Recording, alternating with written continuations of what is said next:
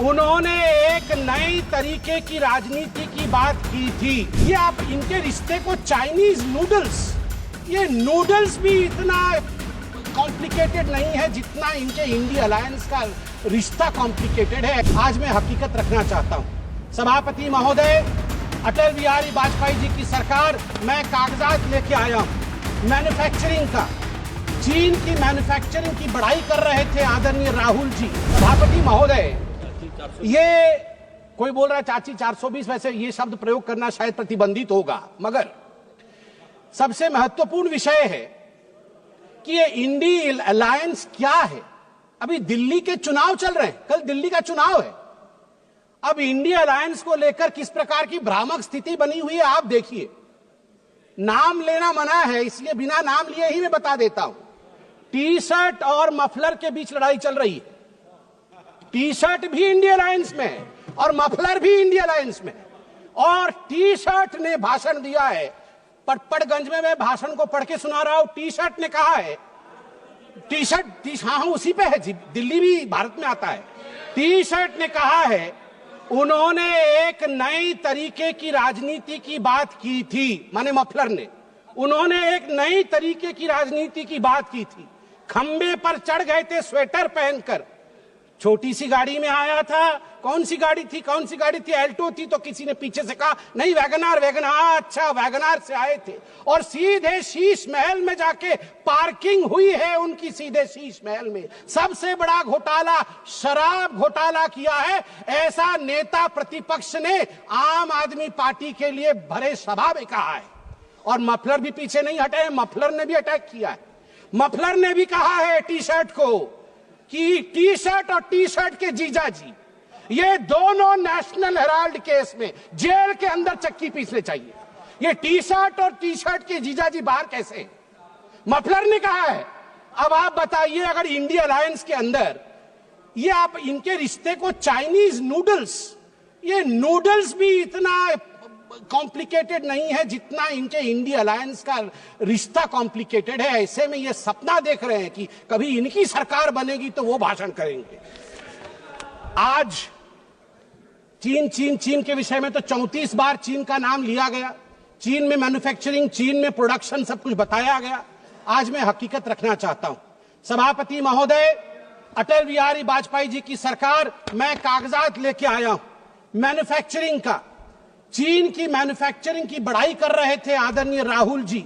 2004 में अटल बिहारी वाजपेयी जी के कार्यकाल में India China bilateral trade had set a new record with a total trade touching 13.6 billion US dollar, and India was enjoying a comfortable trade surplus of 1.75 billion US dollars.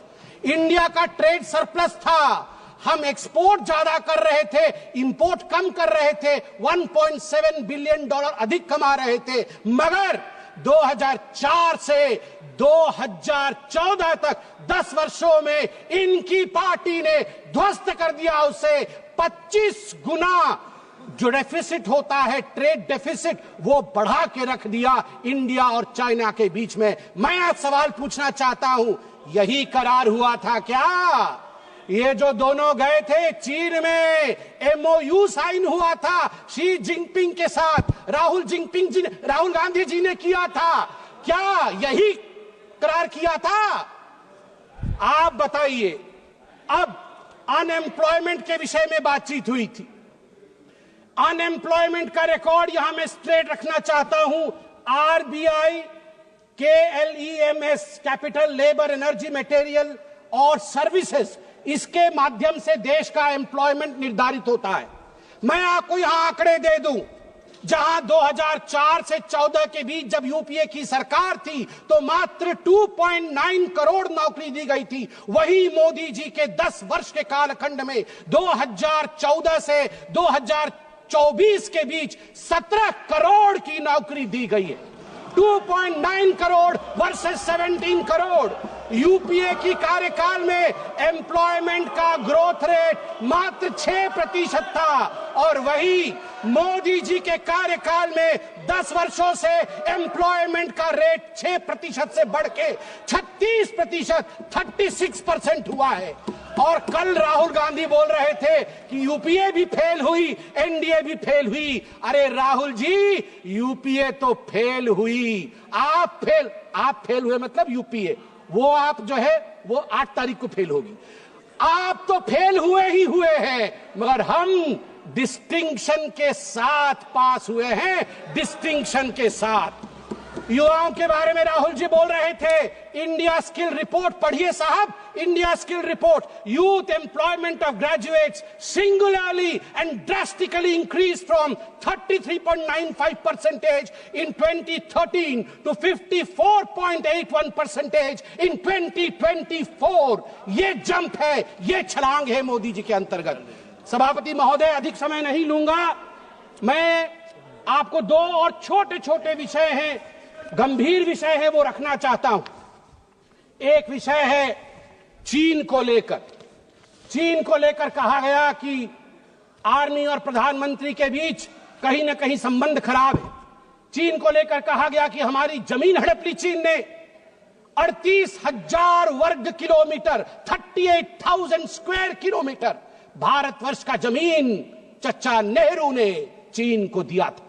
और मैं यहां पर on record Nehru ji के भाषण को रख रहा हूं।